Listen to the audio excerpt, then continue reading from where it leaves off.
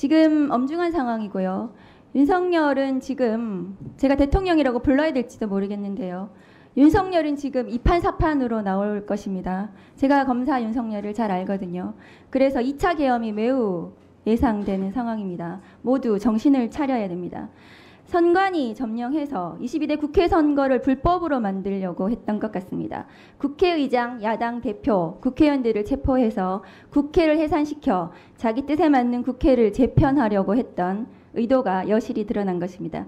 지금 보시는 바와 같이 국회를 무력으로 침탈하려고 했습니다. 내란이 무엇인가 하면 국가 헌법기관의 기능을 무력화시키려고 하는 저런 폭동이 있으면 됩니다. 여러분 지금 내란에 대해서 법률적인 판단 못 하신다고 여기 나와 계시는 이 공무원들이, 고위공직자들이 비겁하게 답변을 하고 계시는데 저것은 내란입니다. 창문을 깨고 국회를 진입하려고 하는 저것은 폭동입니다. 대법원 판례로 인정이 된 것입니다. 다음 거 보여주세요. 윤석열 긴급 발표 시작 10시 23분. 비상계엄을 선포한 것은 4분 뒤인 27분입니다. 계엄 발표 3분 뒤에 사복 차림 방첩사 요원들은 선관위를 진입했습니다.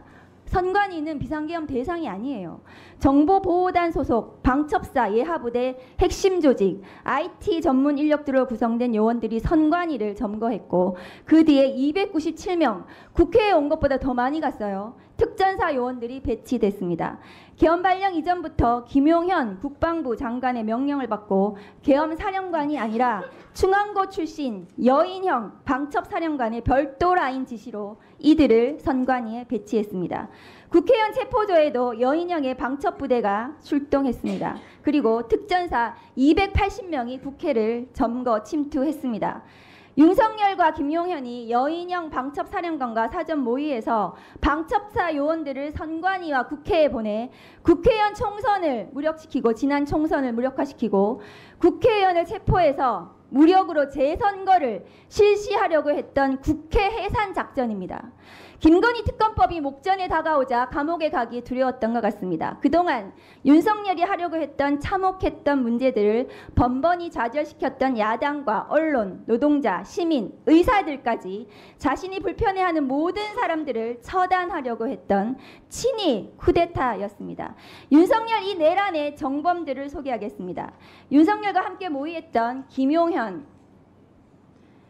이상민, 국무회의에 참석했던 한덕수, 박성재, 김영호, 조태열, 송미령, 최상목, 조규형, 오용주 모두 내란의 정범들입니다.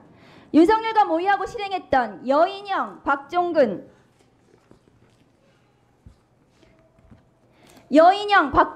이진우 군인들은 모두 형량이 총살밖에 없는 국가반란 정범들입니다. 그리고 계엄사령관으로 임명되었으면서 계엄군이 출동한 것을 방기했던 박안수 계엄사령관도 국가반란, 군사반란의 정범들입니다. 이 대상 범죄들은 총살형밖에 없습니다.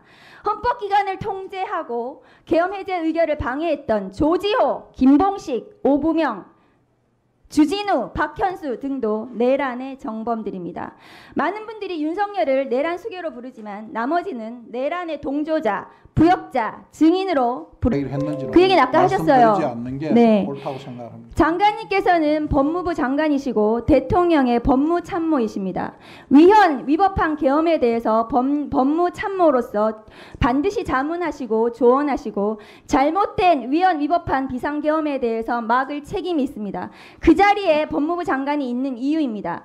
법무부 장관이 그 일을 하지 않은 것은 직무유기입니다. 만일에 지금 대통령이 법무부 장관의 그런 반대 의견에도 불구하고 지금 이런 위법한 친위 쿠데타를 감행했다면 그 부분에 대해서 대통령 윤석열은 역사의 책임을 져야 될 것입니다. 그런데 지금 대검찰청에서 특별수사본부를 구성을 했다고 하는데요. 장관님 지금 이 자리에서 처음 들으셨다고 하는데 거기에 군사 관계자들이 같이 들어가야 됩니다. 지난 조현천 기무사령관이 박근혜 정부 당시에 계엄 문건 작성 관련해서 수사팀이 구성이 됐습니다. 장관님 알고 계시죠?